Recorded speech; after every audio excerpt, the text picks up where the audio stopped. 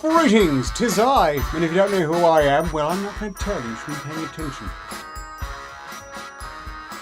And I'm live with Havenhand. Greetings in chat. Well, first off, I suppose you might want to greet people as you see fit. Hello. And if for any reason you didn't hear them, you should probably let me know. But I'm pretty sure everything, for once, is working exactly as it should. Almost certain. Greetings in chat to Brain Shatter, K Shoal, Snoopius 100, Javetin, Kalit, and that seems to be it. Of course I live. There's never any danger of dying. Oh, it might be just the thumbnail implied a rougher time than was actually had, if that were me, which of course it isn't. In any case, we have our first SP already chosen in the form of SCP-2253. At the end of it, as always, you will be welcome to make a request. And provided I haven't done it terribly recently, it'll probably go through, time permitting. And time will permit, regardless. That's basically tradition. Unless, of course, it is like, well, I don't know, another 8 hours of reading, which has happened on occasion. In any case, we have no further guests at the moment, but Kalit, as always, you're welcome. And if anyone else is confident in the audio quality that meets Havenhand standards or higher, you too could potentially help discuss these things. But it's not obligatory. I would like... If you meet my standards. Yes, indeed. If you meet Haven standards, it's not meets us. Their standards. And now I get to issue any responsibility for rejecting people. Thank you, Haven. Yay! SCP-2253, object class safe. I can tell you right now, that classification is wrong. Wrong. Wrong. Special containment procedures. The building exhibiting the SCP-2253 phenomenon has been converted to a Foundation research site.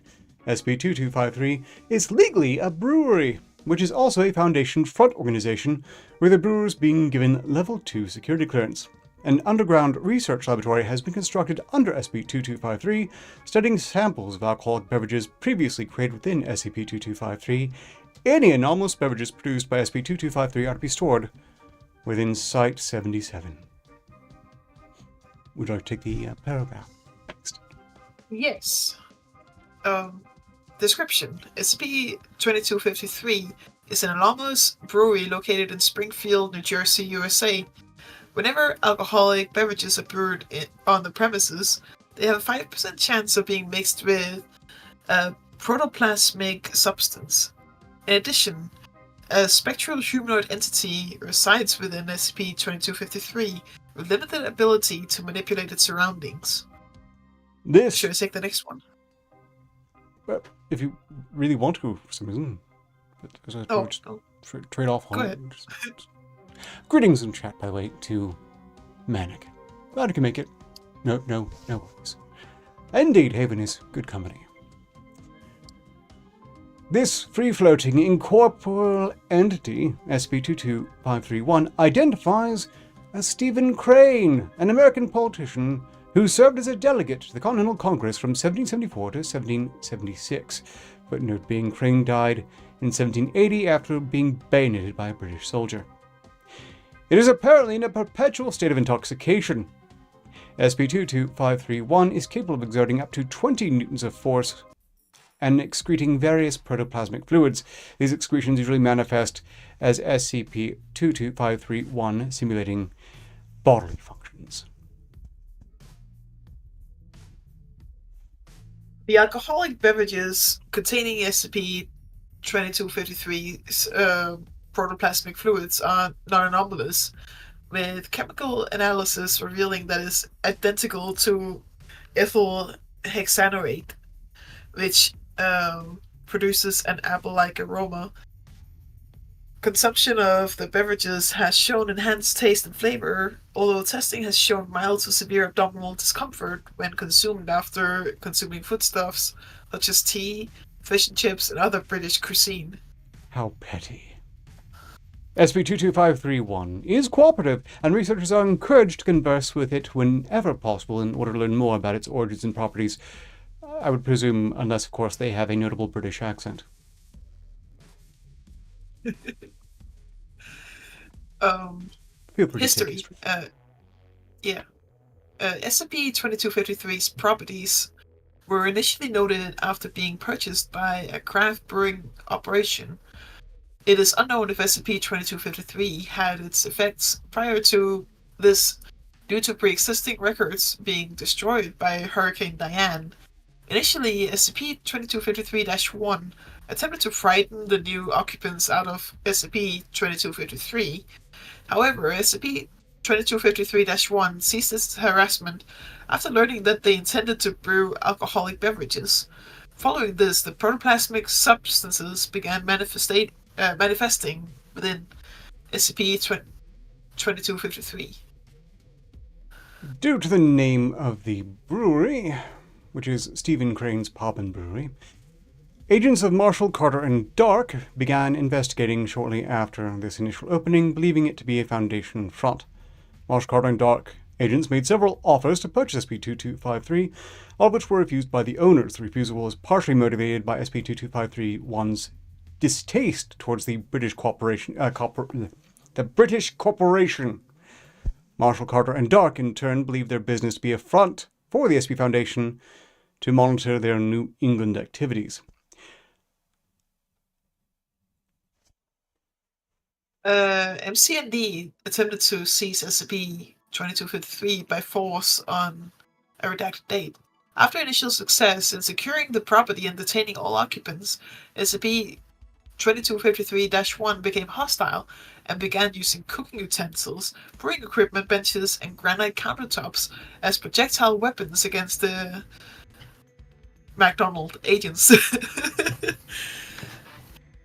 Local police began to respond to reports of an ongoing shootout and brought Foundation attention to the situation.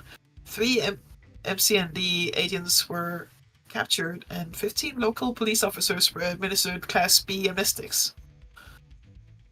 As of a redacted date, SCP-2253 is classified as safe, which again is still wrong, even if Stephen Crane sounds absolutely awesome and this brewery is great. Yeah. Greetings in chat, K70, and no. Although this thing is older than Biden, it's way more competent. Despite being constantly drunk. True. This isn't perhaps saying too much. You know, low bars and all, but still, objectively. Addendum. Investigation to SCP-2253's relationship with Stephen Crane has been ongoing due to the entity making frequent, incorrect, or impossible statements about Mr. Crane's life. SCP-22531 has attributed this to intoxication and age, creating a propensity for exaggeration, but other theories about persons who have died on the property or could be considered a candidate for other reasons. Notably, I would just say, well, he was a politician. Yeah. Odds are his relationship with the truth was a bit tenuous to start with. Feel free to take the first bullet. We almost had this finished. Samson Crane, a resident of Springfield from 1765 to 1781, when his head was stomped on by a mule outside of a tavern. Notably, several primary historical sources from the time indicate that he had at least a partial resemblance to Stephen Crane and was possibly a cousin. Samuel Chase, signer of the Declaration of Independence, SCP-22531, has claimed to be a judge in the past. Frequently, when the owners of SCP-2253 were discussing legal procedures and taxes, SCP-22531 has identified itself as Sam and Sammy on multiple occasions.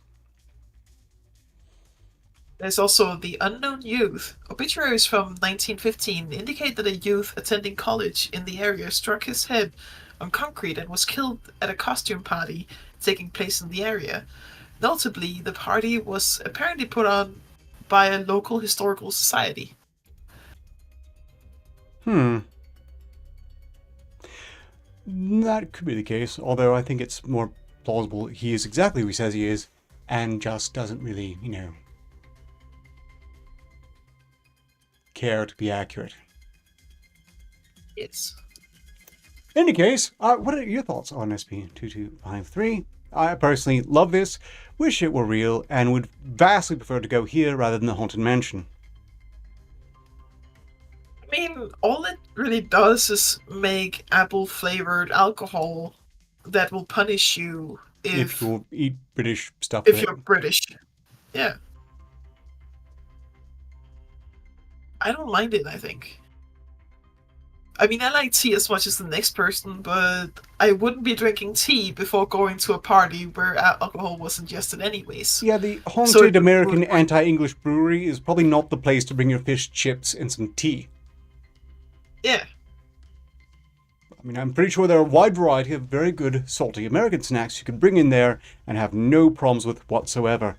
Mind you, if they've got to be making things that are doing more than just smelling of apples. I mean, as long as it's sweet apples, I'm tired of apple sour and this and apple sour that. If it was like sweet apples, sun-ripe apples, it would be really great. I don't typically have very much alcohol. Well, when I do, I clearly have a great deal of fun with it, but not very often, and when I do, I don't usually go with things that are apple flavored, but I have stumbled across a very nice, smoky, honey whiskey subsidiary.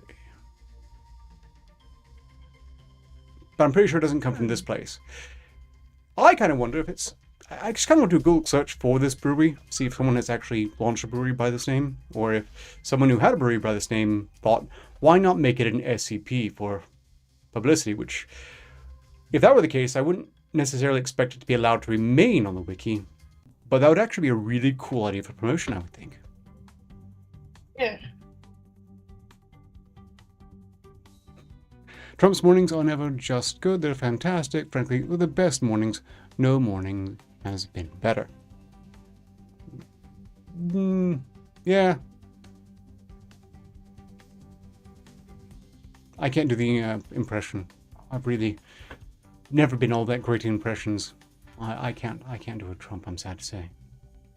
Same. But I can easily picture him saying that in his voice. So, well done there. You certainly typed it out correctly.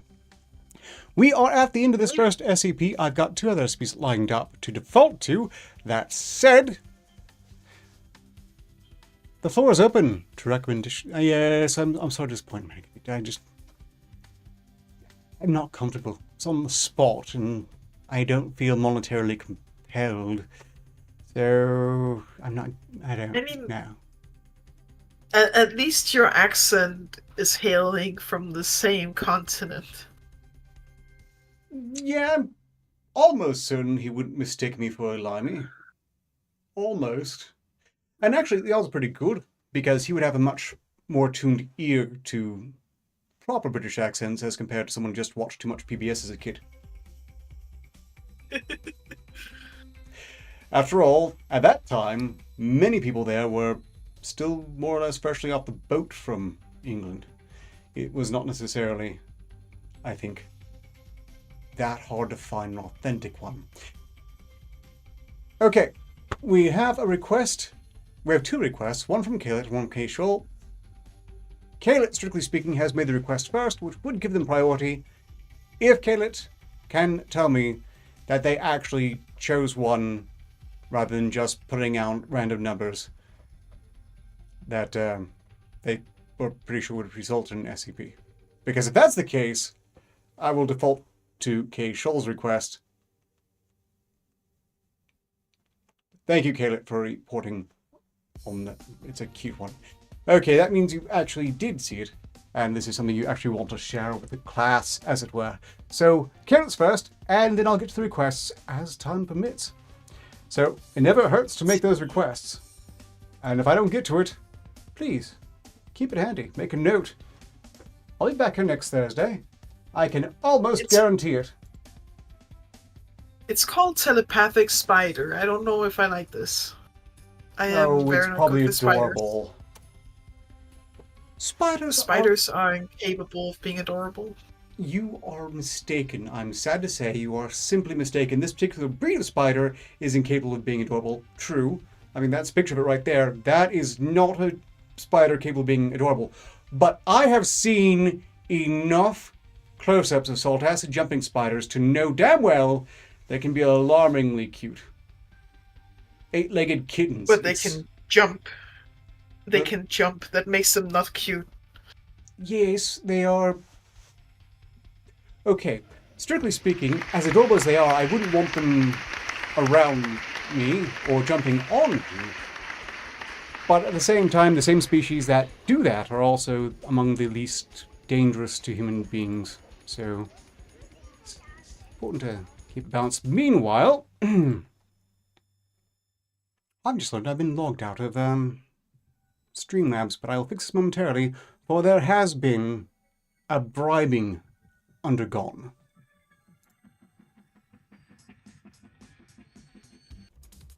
Just a moment. Loading. And here we go. Manic has thrown $5 at my face with a message of support. This $5 is an attempt to compel you to a Donald Trump impression, whether it's good or not. Yes, well, it's good they put that caveat there, because I can make absolutely no promises to quality, but I am mercenary enough to absolutely do this for $5. So, it's the best morning ever. There's never been a better morning than this morning. I have the best mornings, it's true. I think I might have made him a little bit... A bit too lispy, but otherwise fine.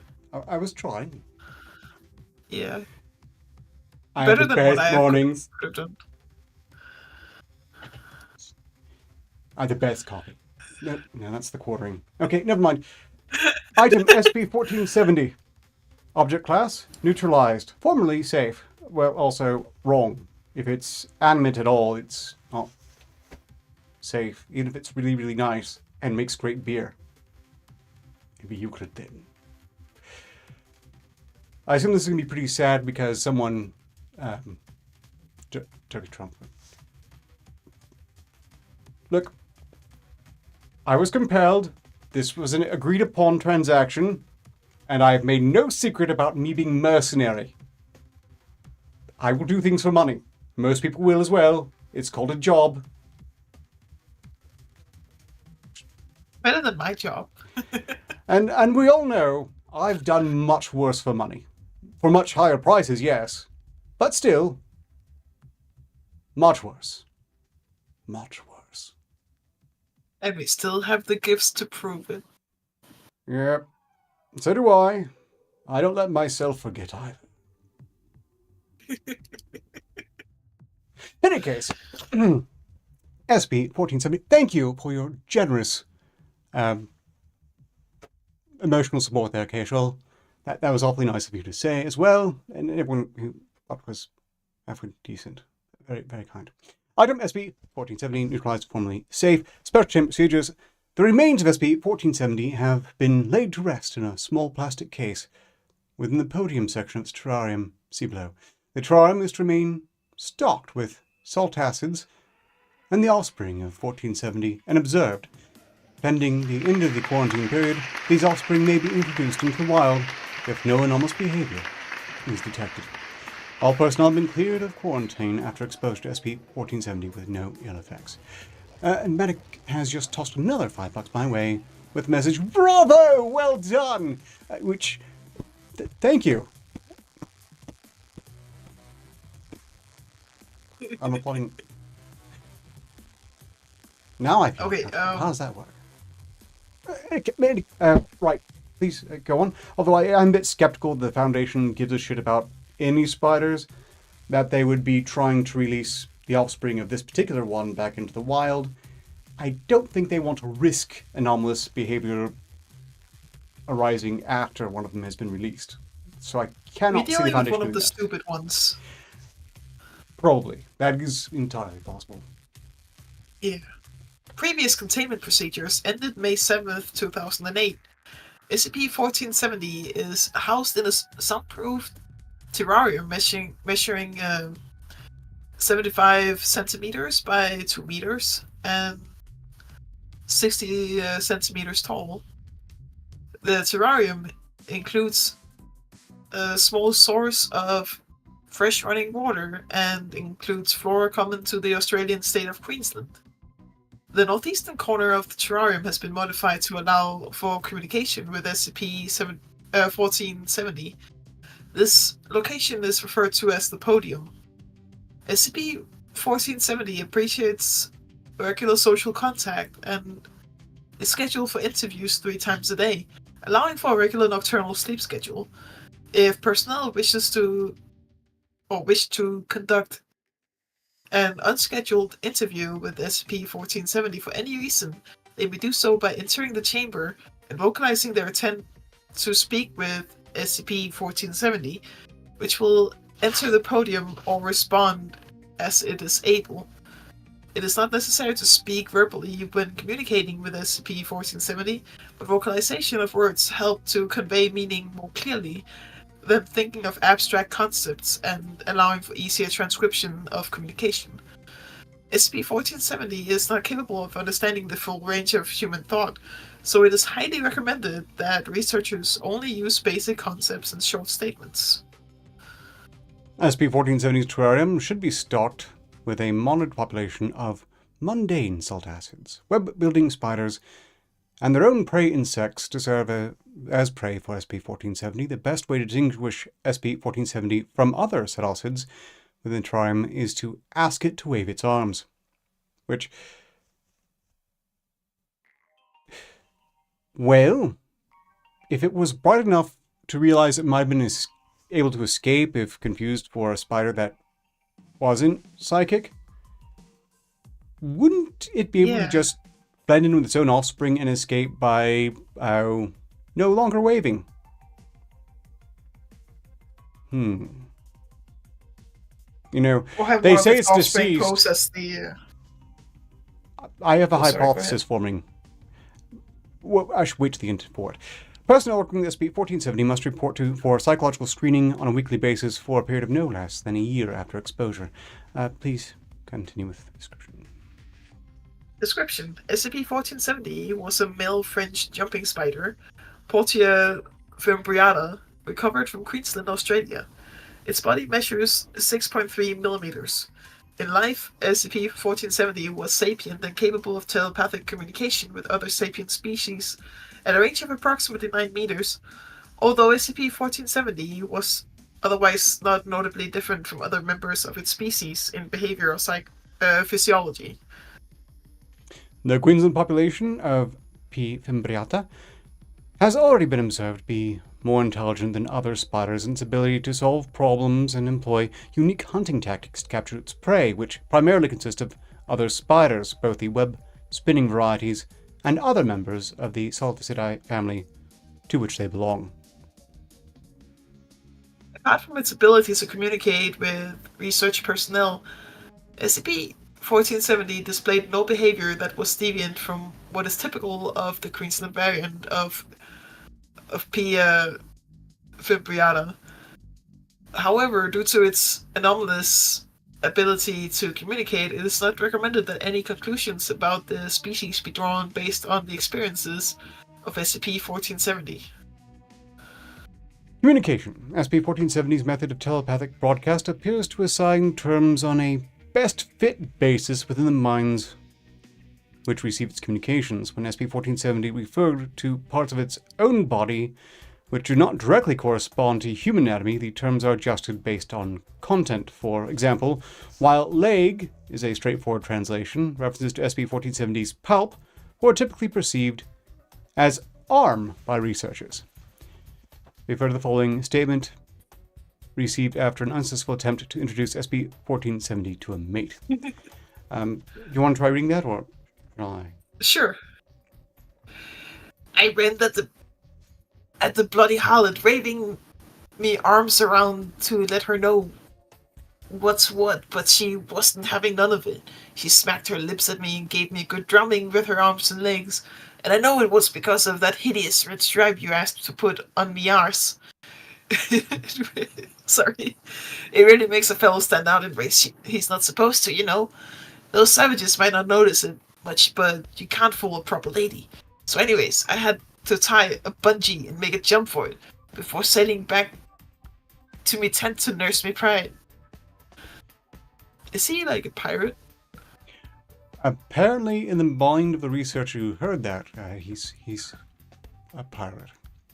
Notably, Caleb, to address this, it's not not that it's evil. Quite frankly, if it did manage to fool the Foundation and get loose, I would give it some applause, but I would have to rely upon the Foundation just being that dumb as to arbitrarily feel compelled to release its spawn into the wild.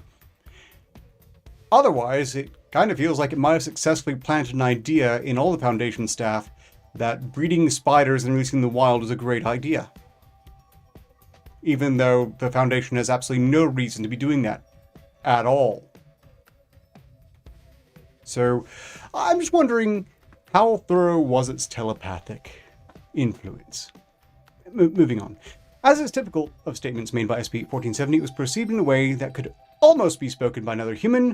It was also typical to perceive these statements with a strong regional dialect. Note, however, that harlot is used as a derogatory term and does not imply prostitution, a concept alien to P. Fabriati. Lips refers to the chelicerae, where a spider's fangs are stored. Arms refers to the palps bordering the mouth, which are larger in males and used for display purposes. In this case, they were used to make the female aware of SCP-1470's presence and lack of intent to harm her. Ars refers to the abdomen, and the red stripe that was painted there at one time to distinguish SCP-1470 from other spiders. Tie a bungee refers to laying down a safety line of silk before making a jump off of the surface the spiders were located on, and sailing is a straightforward description of drifting down on a loose strand of silk while airborne. Likewise, tent refers to the SCP-1470's web, a structure used purely for shelter. The red stripe was removed from SCP-1470 afterwards, and a less mature female was introduced to the terrarium. The following excerpt was taken from the subsequent interviewer. So, would you prefer to keep with SCP-1470, or would you prefer to take Dr. Westington? I think it might be funnier if you were the spider, to be honest. You're better at accents. Okay then. Hey, not so loud, mate. You'll wake up the little Sheila. Your interaction with her seemed to go better. How's she doing?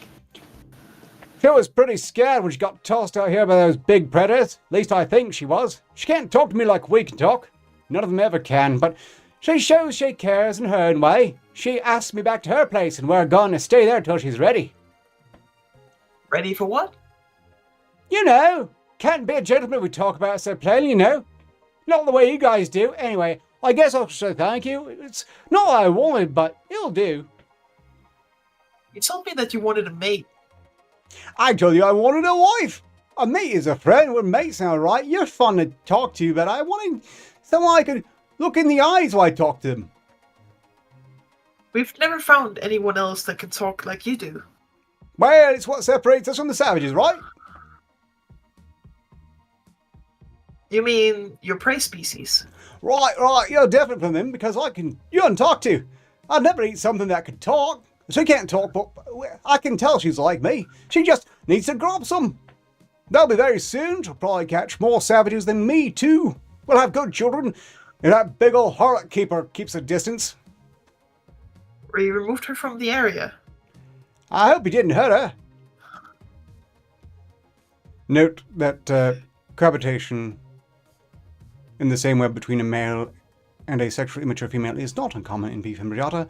The female's maturity was reached within the next 2 weeks, and SCP-1470 left the web after copulating, as is normal for the species. The female did not devour or kill SCP-1470. Excerpts from the final interview. Scary. Hey, look, he said Sheila, so it had to be at least a vaguely Australian-ish.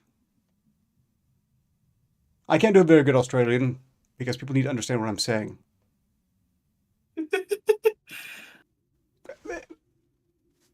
I'm not calling anyone out, but I know there's at least one person who, if they were here, they would feel called out. And if they ever watch this later, I know you were thinking, but I wasn't calling you out. Hey, is anyone out there? Hello, I'm here. We were just doing some work on your enclosure. What? A podium? It's enclosed, but I don't see you in here. I'm outside of your podium. The podium doesn't have an outside, you daft bin. How come I can't get outside it? Do you see me waving my arm at you? Unintelligible, wordless dread would be the most apt description of what I felt from SP-1470, which had fled the podium shortly thereafter, in a manner that suggested it was trying to avoid a predator. Fiiiine has excellent vision, although at a very short range. SP-1470 has reacted to us visually before, but never in such a manner that suggested it realized we were the beings speaking with it. Signed, Dr. Westington. I will not hurt you. We like talking with you, and we want you to live.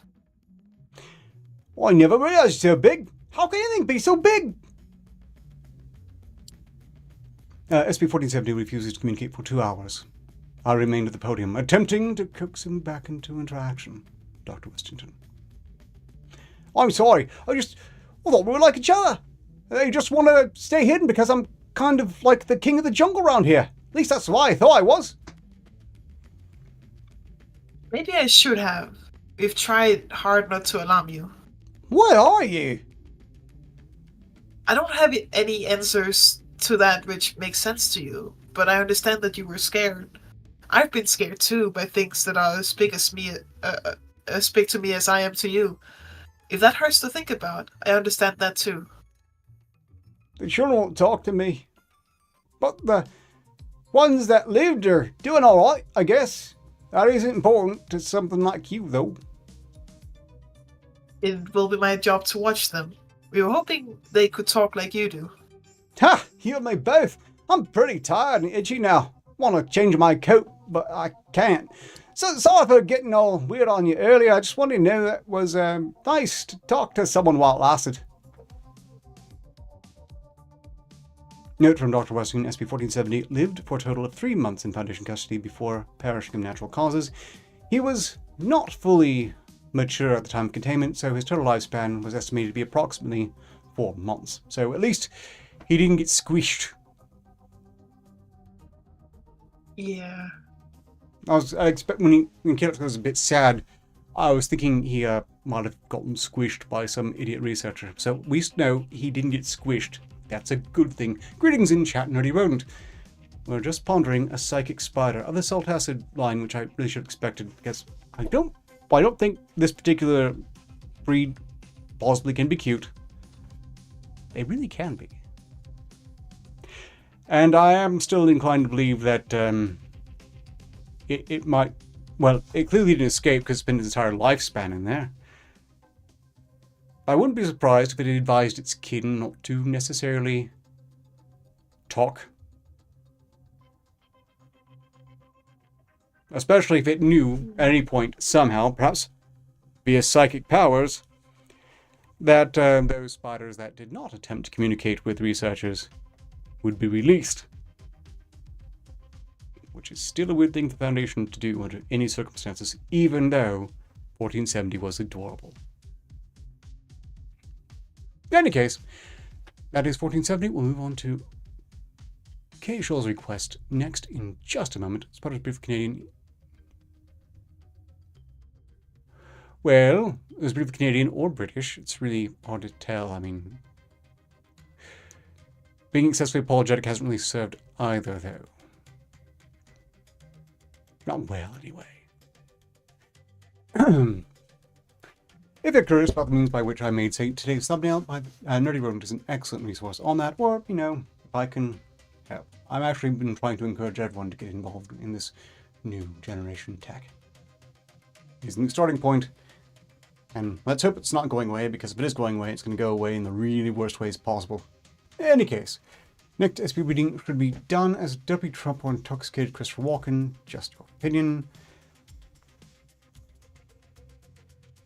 I'm not sure I should respond to that, and I'm a bit wary of trying, so instead I'm going to go look up and see what Keishal's request number was. Meanwhile, greetings, Nexus Hunter. 6507. Oh, thank you. 6507 coming up as soon as I get the right keys. Spaghetti Western. Oh, this sounds fun. It's spaghetti nudes, aren't it? Well, yes. Not seeing the Western element here. I do know of a lot of filters that could actually make the any sort of Western video into noodles. Yeah, that's one of the weird things AI can do these days. As you know acutely well, given the fact that you cannot make toothbrushes seem Slim Shady, which, in my opinion, is one of the better ways to listen to them these days. Sorry, item F6507, containment class safe. Special containment procedures SCP-6507 is to be contained in a standard safe object class containment chamber. Several cameras have been installed around SCP-6507 for the purpose of filming SCP-6507 events at proper camera angles. Description. SCP... What? Well, I'm just mulling it over. I'm trying to decide whether or not they've gotten the safe class correct. Go on. SCP-6507 is a ceramic bowl containing 71 strands of spaghetti. The contents of SCP-6507 do not decompose or lose moisture. If SCP-6507 is adjacent to adequate space, SCP-6507 will occur. Events will occur at random intervals.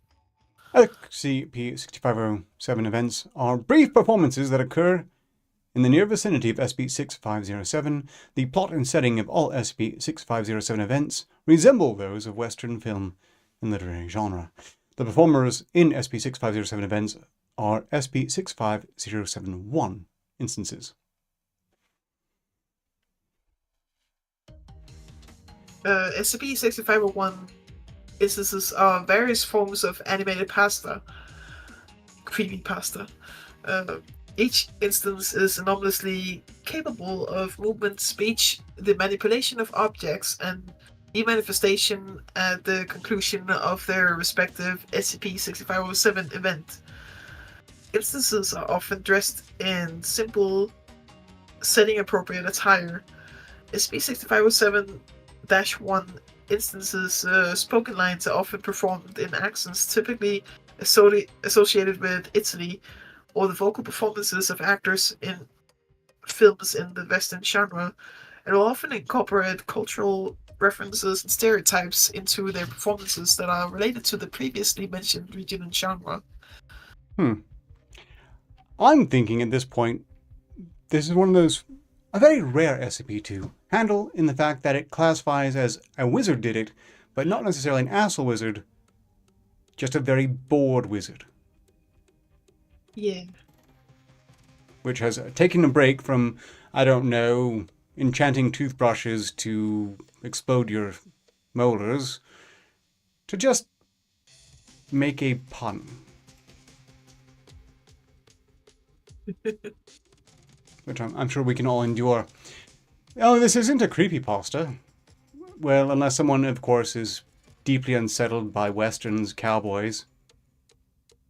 Which, considering the increasing sensitivity of a lot of people that we have probably seen online, yeah, someone would here probably see this and immediately wet their pants, start crying. Weak! Sorry, moving on. Addendum 65071, video logged. How shall we divide this? I suppose we'll go by paragraph because it's not quite divided otherwise. Yeah, sure. 09/02/1999, the following is an example of a typical SCP-6507 event. It began at 09:33 and concluded at 09:37. For the sake of clarity, spoken lines are to be attributed to the form of pasta that the respective SCP-6501 instance resembles. Begin log. Video begins in a 1x1 by 0.5 meter set that is similar in appearance to a saloon.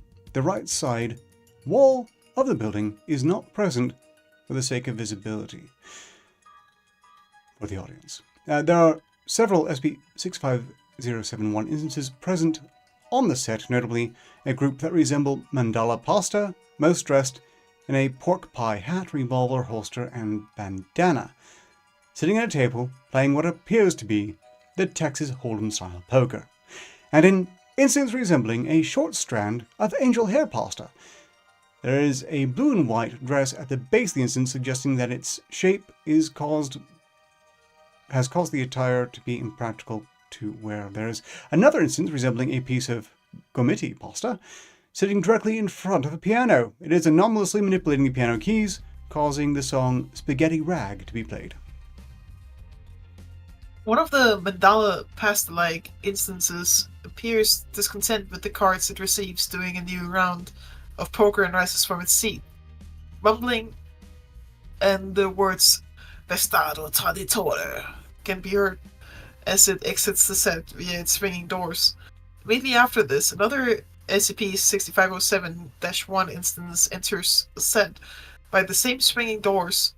It resembles a piece of rigatoni pasta and is dressed in a cattleman hat, revolver holster, and a pair of modified riding boots, commonly known as cowboy boots. 0.7 seconds after the previous mentioned SCP-6507 instance, the 771 instance occurs, all other instances turn to face it. The music stops as the instance at the piano ceases playing it. Shall I? The rigatoni pasta, like SCP-6507-1 instance, begins to move further into the set. As it is doing this, it faces the angel hair pasta-like instance, and its head tips downwards towards it. Immediately after this, one of the mandala pasta-like instances rises quickly from its seat and speaks in a loud Italian accent. Shall I be taking the role of mandala or rigatoni? You can be mandala. Hey, idiota! That's my woman! The rigatoni pasta-like instance turns to face the instance that had just spoken. The former speaks in a strong Texan accent. It's such a lucky lady she is to have you. The mandala pasta-like instance anomalously propels itself towards the rigatoni pasta-like instance. It ceases movement when it is directly adjacent to the rigatoni pasta-like instance. You have a lot of nerve coming here, Antonio. Don't know what you mean, partner. I'm just here to wet my whistle. We both know that isn't true. Once you take a sip of real liqueur, you'll run back home crying to... I've lost it. Run back home crying to your mother like the mamona you are. And I thought you'd be the one to appreciate the value of family. I do. That's why you should go to them right now before you get yourself killed. This town is my home. They called this place the Cowhide Saloon before Mr. Green bought it. The mandala pasta-like SCP-6507-1 instance does not speak for 2.4 seconds. This town is not big enough for the two of us. I'll see you outside then, partner. Meraviglioso! The rigatoni pasta-like instance exits the set through the swing door as the set anomalously demanifests. Immediately after, another set manifests in place. There are 20 small buildings, 10 on opposite parallel sides. These buildings include a water tower, a police station, a general store, several homes, and most notably, a saloon. In between each of the sides is a long open space. The rigatoni pasta-like SCP-65071 instance from the previous scene is motionless in this area. After 39 seconds, the mandala pasta-like instance emerges from the saloon, building via its swinging doors. Made even now, Enzo? If you don't slow down for life, it will race by you, not like you'd understand. A limb similar in appearance to a human arm and an attached hand emerged from the body of both SCP-65071 instances. Both instances propel themselves to be positioned directly adjacent to each other in the center of a long open space. They began to propel themselves away from each other to become positioned approximately 30 centimeters away from each other on opposite sides of the open space. They face each other. The rigatoni pasta-like instance then faces itself upwards towards a ceiling attached light fixture. It's high noon. The rigatoni pasta-like instance faces the instance opposite it. Both extend their respective limbs. An imperfectly spherical mass of angel hair pasta, visually similar to a tumbleweed, manifests near the door of a home. It is anomalously propelled forward and ceases movement near the door of the saloon, after which the mass demanifests. Neither instance moves for 7.4 seconds. Draw! Both instances quickly reach for their revolver holsters and retrieve their respective firearms. Both aim the instances at the instances opposite itself and fire. The mandala pasta-like instance is struck by a round fired by the other instance, collapses to the ground, and places its limb on the side of the wound. Murder, caso! Ah! That's a spicy meatball!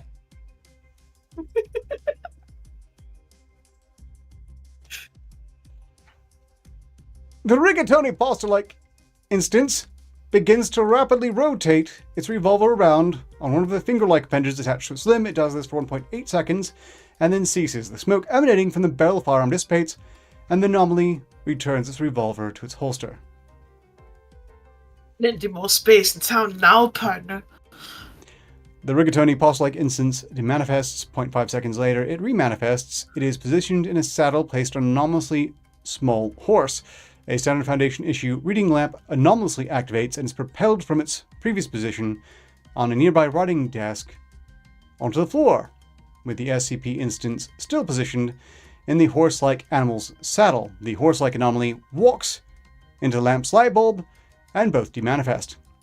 After 6.5 seconds, the mandala pasta-like SCP instance and the set demanifests, and is determined that the SCP-65070 event has concluded. They just had to put the meatball in there. It's a spicy meatball. Had to. Greetings, George. MSB. We are probably in the final sprint. I don't know if we can fit another one, but I'm going to take a look at it, and if it's short enough, I'll give it a try. If I go slightly over time, I'm willing to do this. That, I'm still not certain if this is safe. I mean, it can affect things outside of itself, but apparently only if it's presented next to enough adequate space. So if it's kept in a small enclosure, this doesn't happen. And if this never happens in that context, that makes it safe. What I wonder is, have they attempted to feed in these noodles to a D-class yet? And if not, why not?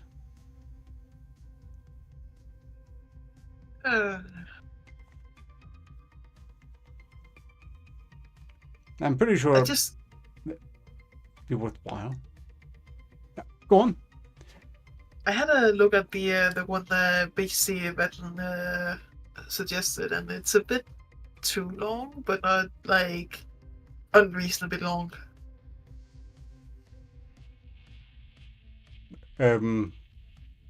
Unreasonably long, as in like another hour. Oh no, it's maybe like 15 minutes. How are you holding up, Evan? I'm okay. 15 minutes is only 5 over expected shutdown time. Let's do it. What was that number? I've already forgotten it. Meanwhile, George MTSB, just for the record, it has been some time. Although, no pressure, it's on you. I maintain schedule. It's 2254. 2254 coming up. And that will get all requests made of the course of the stream. That's a little bit worth a little bit of time. 2274, is that right?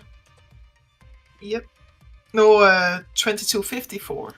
54. Okay. I'm bad with numbers. Oh no, not adult content! Oh no! Just for the record, the stream has not been marked as being presented for children. That's true. I'm not trying to be, what was his name? Blippy. That's right out. So if anyone is letting their children watch, you should probably know now to, I don't know, shield your kids' ears or something. But I'm willing to bet, as is often the case, it's a trivial thing that really should not rationally bother anyone, as is often the case with these warning signs. Especially when it's non-consensual sexual acts, really. I need to do a video on fear. You don't run from things and then expect to fear them less. Anything you run from will make you fear it more. That's digression, and we have limited time. Item 2254, containment class Euclid, which is probably right. Disruption class, other classes, I don't bother to pay attention to those because they can't get the 3 right, and the odds of them all being correct just get lower. Little River Canyon near Fulton, Alabama, and primary manifestation site of SCP-2254. Special containment procedures. SCP-2254 is contained within the town of Fallon, Alabama, while SCP-2254's incorporeal nature has made it difficult to house in any long-term containment vessel. SCP-2254's isolation within Fallon has been deemed an acceptable amount of exposure in exchange for sustained containment of the entity. Foundation agents embedded within local law enforcement are to identify anomalous pregnancies that result from involvement by SCP-2254, as not all pregnancies resulting from SCP-2254's involvement are anomalous, and introduce an acceptable level of both mifepristone and prostaglandin into the affected subject's drinking water in order to induce miscarriage. Due to this protocol, the rate of SCP-2254-1 manifestation has significantly decreased since SCP-2254's discovery. That was a bit of a mouthful. Indeed. The continued implementation of the Black Tuesday Protocol is imperative to the ongoing containment of SCP-2254. Updated containment random per Foundation Protocol 2513.99. The ongoing containment of SCP-2254 has been transferred to the jurisdiction of Project Paragon. All their extant containment procedures remain in place. Description: SCP-2254 is a hostile, massive, incorporeal entity contained within the town of Fallon, Alabama. SCP-2254 is invisible to the naked eye and can only be viewed using infrared cameras. SCP-2254's form is that of a wildly distorted humanoid, roughly 12.8 meters in height, with extremely distended arms and 6 legs. 2 legs appear to protrude from the upper back, while another 2 protrude from the lower back, just above the tailbone, forcing SCP-2254 to walk in an awkward, scuttling motion. And this shapen neck and face, thick shoulder-length hair, and severely disfigured genitals, in place of what would seem to be male genitalia, is a seething mass of pustulous lesions capable of extending out from the main body of the entity. The function of this behavior is unknown. SCP-2254's genitals appear to be otherwise ineffective and serve to do little more than impede progress as it moves. That's a mouthful. SCP-2254's skin is dark and mottled, featureless, lacking a nose or mouth. SCP-2254's single other defining characteristic is the pictogram of the letter J above a heart that seems to have been branded into its forehead.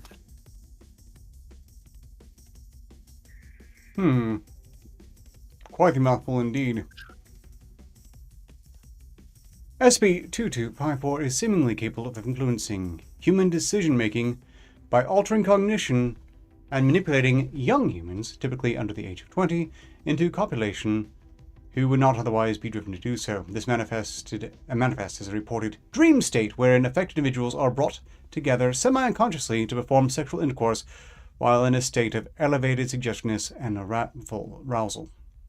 Notably, arousal as a result of SCP-2254 influence is not accompanied by elevated hormonal levels, leading researchers to believe that this state is wholly fabricated by SCP-2254's influence and not the product of actual biological responses.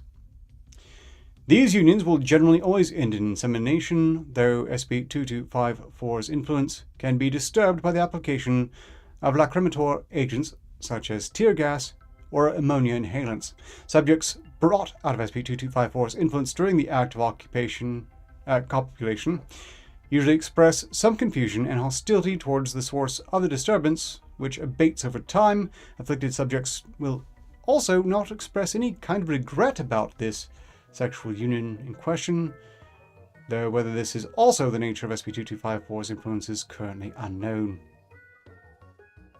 SCP-2254 generally manifests at the Little Rock Canyon Falls near Fallon, though not in any regular pattern.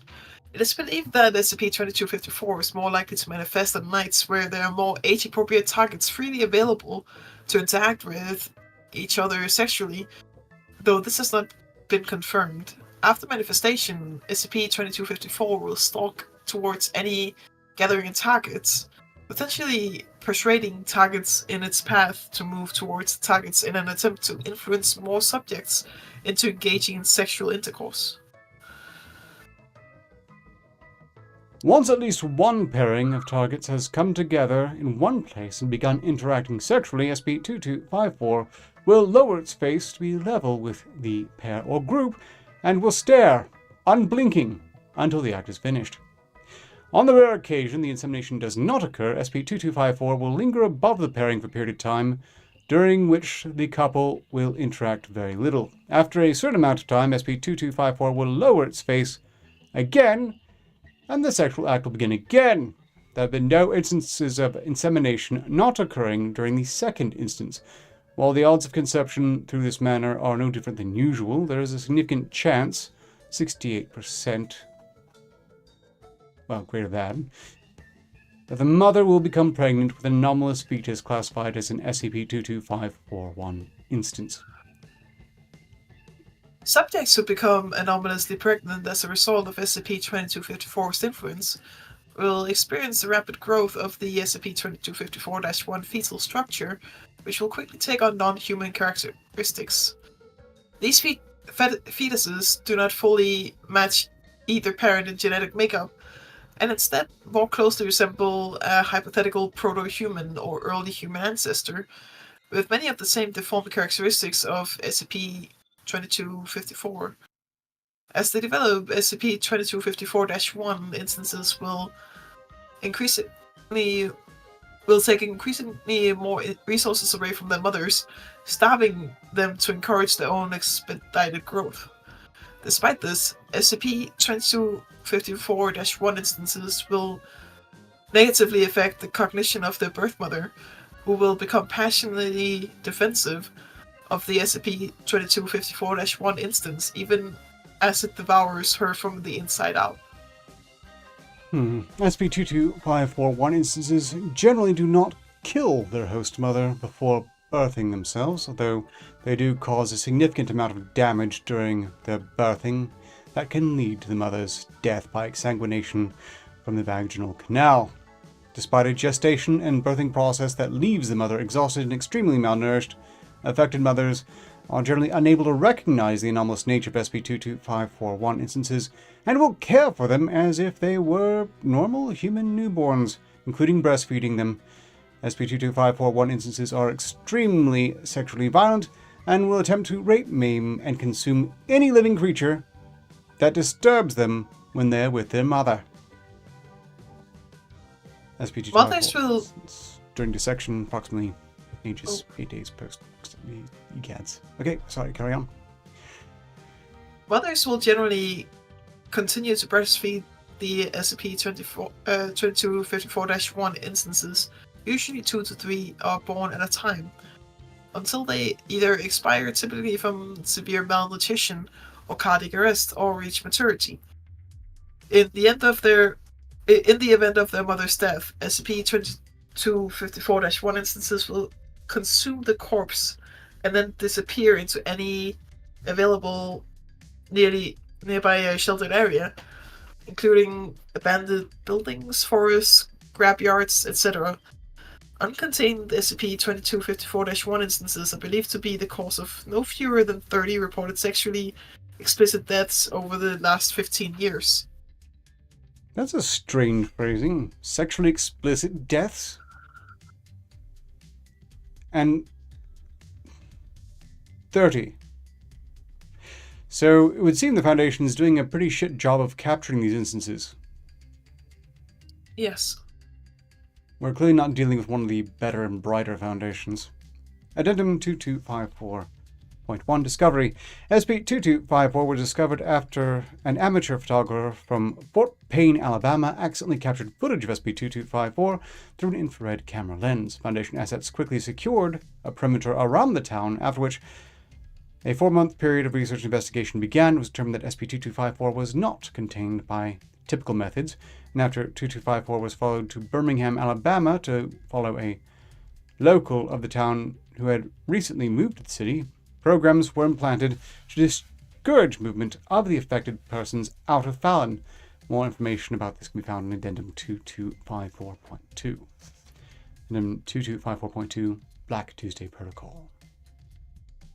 The Black Tuesday Protocol was established to purposefully and effectively depress the local economy of Fiiiine, Alabama, in order to retain the local population and control exposure to SCP-2254.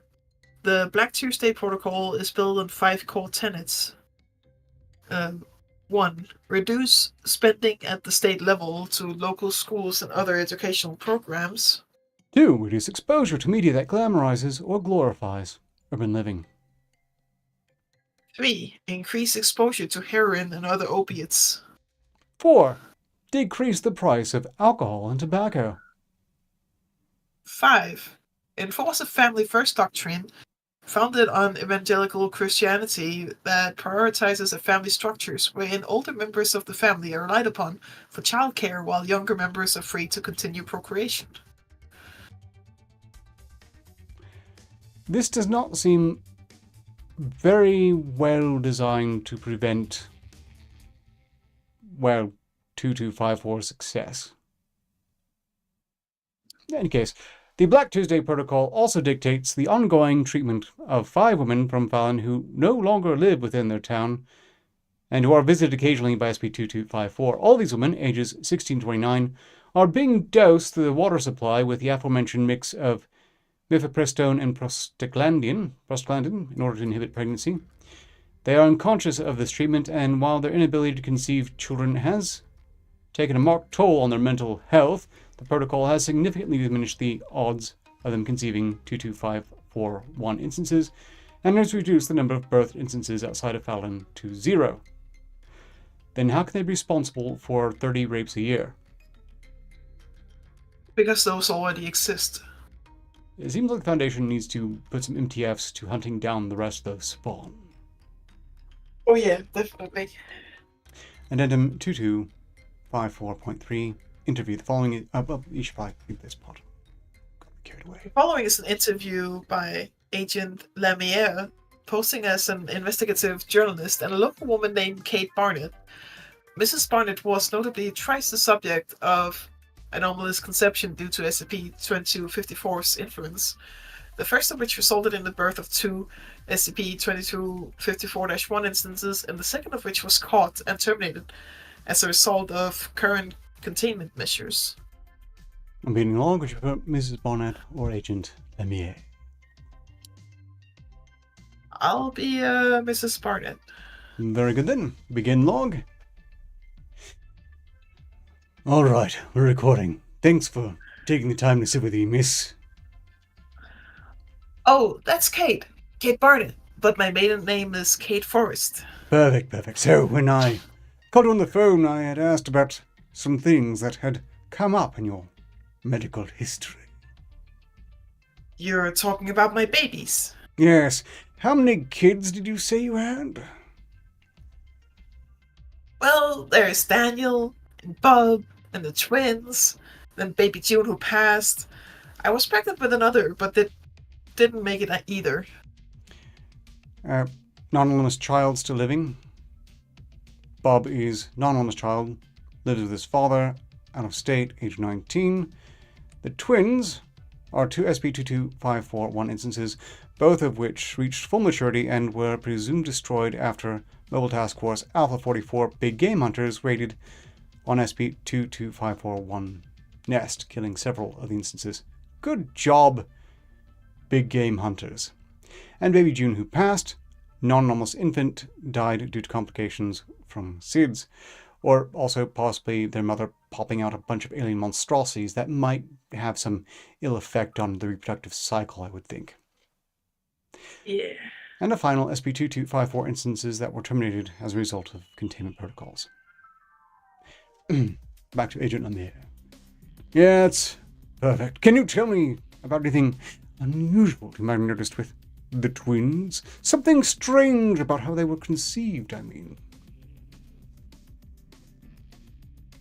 You mean about the daddy? He's a good for nothing. We had one stupid drunk night, and then I got knocked up and he ran off. Didn't want nothing to do with him. Would have been lost if it weren't for Jack. The following question is Mason Banks, a welder who lives 3 doors down from Mrs. Bonnet. Jack?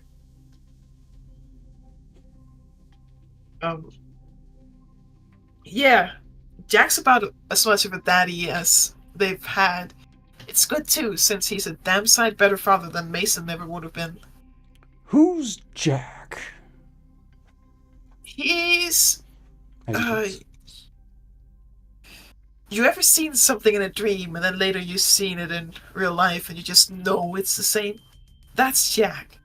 He come to me the night Mason got me knocked up, and he's so pretty with that blonde hair and his eyes. He knows how to treat a woman right. I told him that Mason had left and that I think he had got me pregnant. And Jack said not to worry about it, that he'd be there to take care of things. How did you know you were pregnant? Oh, that's just mother's intuition. Sometimes you just know. And I knew. And Jack knew too. But he told me everything was going to be alright and that he'd take care of my babies. I see. How long had you known Jack? Well, ever since I was little, I guess. Maybe since I was in the 9th grade when Daniel was born. Jack was there then. He didn't say much then, just that I was his special girl and that he was going to be around for a while. He wasn't around much when Dan was growing up, but when the twins were born, and then again when I had the miscarriage, God, he was so sad about that. I cried and cried. He just held my hand and said, There, that's alright. You're still my special girl. Are you the only person who knows Jack? I don't think so. I think just about all girls here know Jack. He's just so supportive, you know? It's it's like he knows what it's like to be a mother, and he's just there to make it alright. To some of them, though, you know, he's just Jack, but between you and me, he's my Jack. I see. Anything else you have to add? I don't think so. Hey, you seem to know all about this. You ever seen Jack's brothers? Brothers? Yeah, I think they're all named Jack, and they're just each sort of different. Jack is scared of them. I am too, but I ain't never seen them. Just the way he talks about them, you know they're bad. Bad? Bad how? I don't know. I just know that Jack is always smiling, except when he talks about his brothers. Then he's not smiling at all. Well, it's entirely possible that his brothers are just as bad as he is. On the other hand, it could be that his brothers are dramatically better and that's why he hates them. Possibly.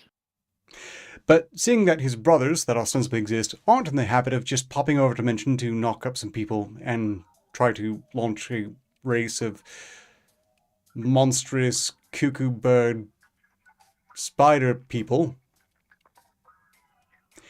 I'm inclined to really guess that they're much better than this particular Jack, who, of course, is a slimy piece of crap and needs to be shot by an MTF team just to see if they can kill him. You wouldn't want to take her Jack away, would you? It doesn't seem like a father worth caring about here. It's a biological one, yes, but also offspring are apparently obligatorily predatory. So no, this is one of those rare instances where I'll absolutely sign on for abortion as policy. And the Foundation clearly agrees, but I don't understand is why the hell the Foundation keeps providing Jack with prey. I'm thinking they've got to be coming up with a better solution than this. It's borderline Red King stuff. Yes. But that was novel. Yeah, the political bent on it was a bit of a stretch to fit in, really. Mind you, they have created quite the nightmare hellscape here. I don't think anyone here would like to picture what it'd be like to live in Fallon, Alabama, where every once in a while, one of the girls around the place pops out a murder spider baby. And you're not allowed to leave.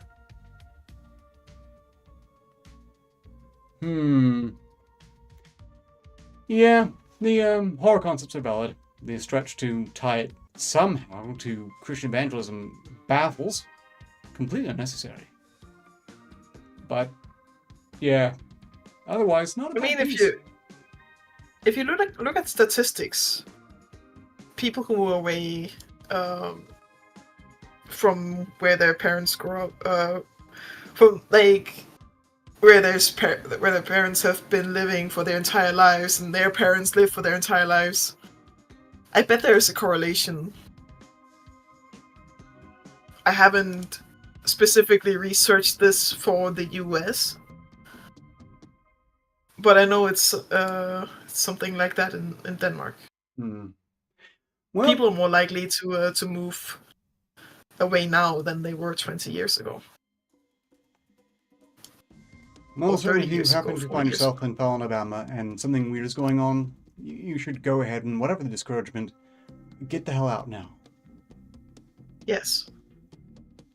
Alternatively, the Foundation needs to really be putting a bit more effort into either containing more precisely or outright terminating Jack. Because I am really not concerned about Jack's bros. Jack here needs to be dealt with. And there are no testing to that end. Or hand it off to the Global Occult Coalition. They don't always get things right, but it seems like the Global Occult Coalition does have its role to play. In this case, they would be well tasked, along with the MTFs, with just hunting down every instance of Jack Spawn and Jack himself. Meanwhile, it's kind of fun to note that Mrs. Kate Barnes there, she didn't know Jack. She didn't know Jack at all. Yeah. Maybe she just saw what she wanted to see, I guess. Oh yes, I'm willing to bet if they got all the people who will even fess up to knowing Jack, they would all have very differing idealized versions of what the hell it is. It's a bit... tells, in my opinion, that Baldur's Gate 3 is that Grim Guardian not a good guy.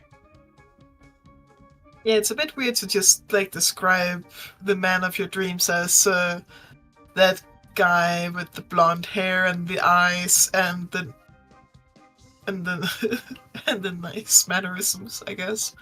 And he's so supportive, really.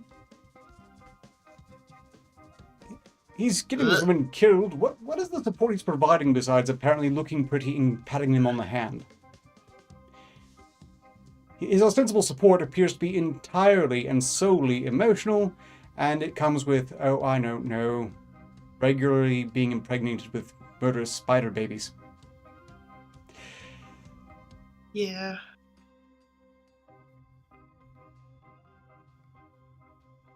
Quite disturbing setup. I pull out a note. Let's see, how are we on likes?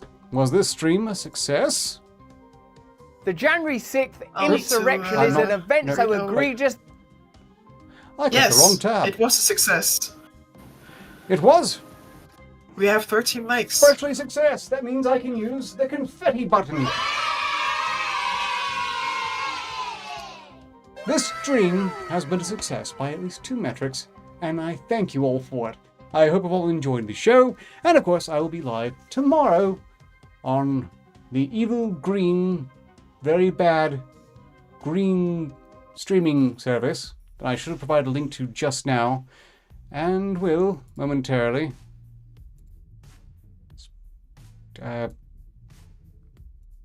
Just stand by. I can do this. Content. Where's... Okay, on Tech Mercy. There we go. It hasn't gotten... Actually, no, it has gotten more views than YouTube has at present. Well, that's neat. Seems a bit belated. In any case, if you haven't seen my video on Tech Mercy, that's there, and we'll give you the channel by which you can find me tomorrow with the Solitary Refinement Show, which Yay. should be pretty cool.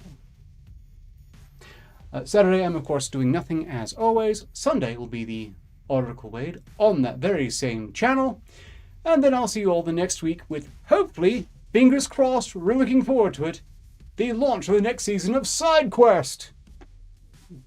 I believe the Mad Wizard has a bit of a vision, and I'm thinking it will be reflected well. Okay. So until next time, so long as progress continues, success is inevitable. Thank you for joining me, Haven, and I hope you all have only better ones, and ostensibly have less cold weather related mishaps in southern states that are almost implausibly freezing to hell. In any case, cheers. Cheers. As long as progress continues, success is inevitable.